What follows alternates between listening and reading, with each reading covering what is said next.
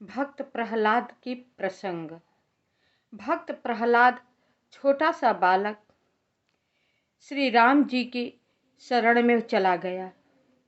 इतना श्रद्धा भाव से उन्होंने भक्ति की, इतना भक्ति की कि जिधर वो देखते थे उधर ठाकुर जी दिख जाते थे, जिधर नजर घुमाते थे उधर ठाकुर जी दिख जाते थे।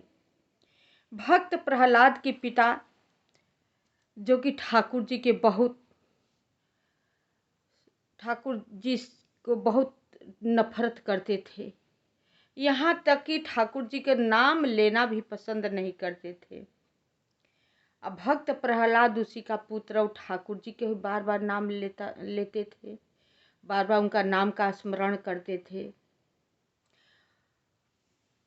तो भगवान को बार बार उलाहना अपने बेटा का प्रताड़ित करते थे, कहते कि तुम्हें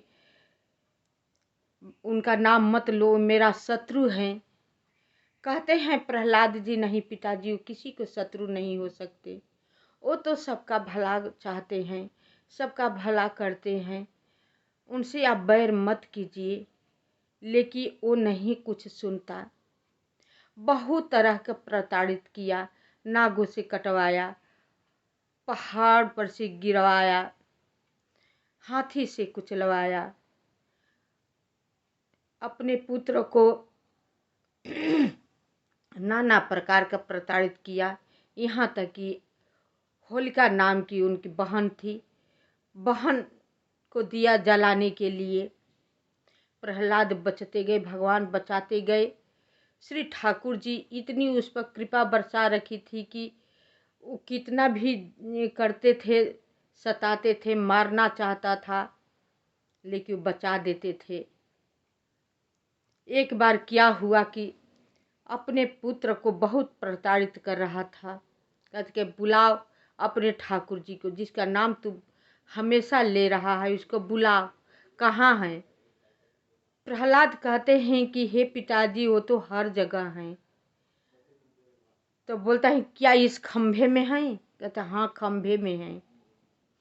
तो मैं इस खंभे के तोड़ देता हूँ, देखते हैं तुम्हारे ठाकुर जी कहाँ हैं। जे ही अपने गदा से प्रहार करता है खंभे के ऊपर, उसी में से नरसिंह रूप धारण करके ठाकुर जी प्रकट होते हैं। बोलो नरसिंह भगवान की जय। गरजते हुए वो निकल पड़े खंभे से और उसको खींचते हुए अपने दरवाजे के देहली पर उसको ले गए, अपने जांघे पर ले करके उसे फाड़ना शुरू किए। ठाकुर जी ने फाड़ने लगे, उसके छाती को चीरने लगे अपने नाखून से। हिरण्याकश्यपु इतना वरदान मांग चुका था कि मैं दिन में मरूं न रात को मरूं, न अस्त्र से मरूं न शस्त्र से मरूं, किसी के मारे न मरूं, न पहाड़ से मरूं न नदी तालाब से मरूं।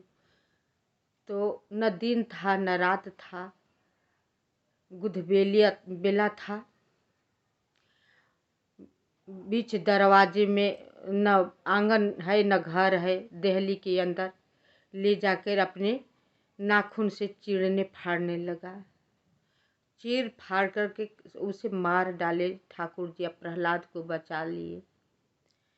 तब प्रहलाद से बोले कि प्रहलाद, तुम्हारे भक्ति से मैं बहुत प्रसन्न हूँ, तुम कोई वरदान मांगो। प्रहलाद बोले कि नहीं ठाकुर जी, हमें कोई वरदान नहीं चाहिए, हमें कोई वरदान चाहिए नहीं। कहते हैं ठाकुर जी ऐसा तो हो ही नहीं सकता कि अपने भक्त को मैं बगैर वरदान दिए चला जाऊं, तुम्हें वरदान लेना पड़ेगा।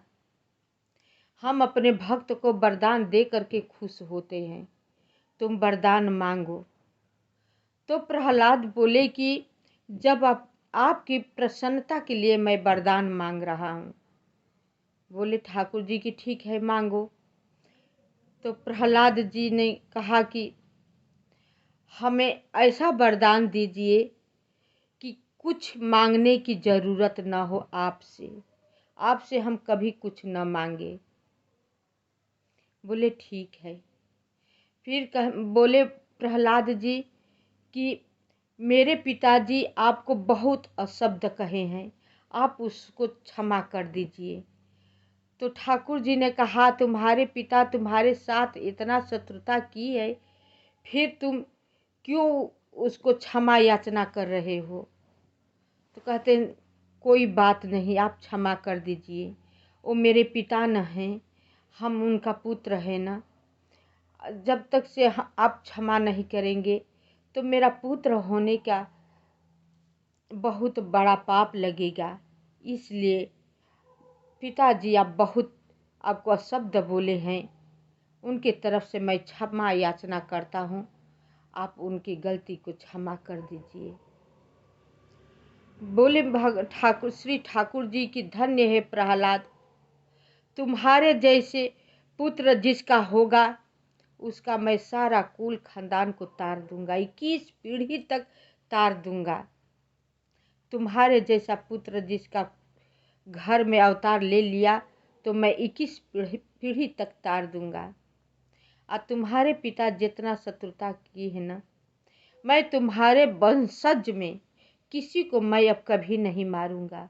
कितना ही न घोर पापी हो, कितना ही न पाप किया हो, मैं वचन देता हूँ कभी नहीं मारूंगा। तो उसी वंशज का बाणासुर थे। बाणासुर को चाहते थे तो प्रभु श्री राम जी मार देते थे, लेकिन उन्होंने नहीं मारा क्योंकि वचन दे चुके थे। तो ऐसे श्री ठाकुर जी दयालु हैं, किसी को दंडित नहीं करते हैं। तो नमस्कार। वीडियो को आप सब लाइक करें, शेयर करें, सब्सक्राइब करें।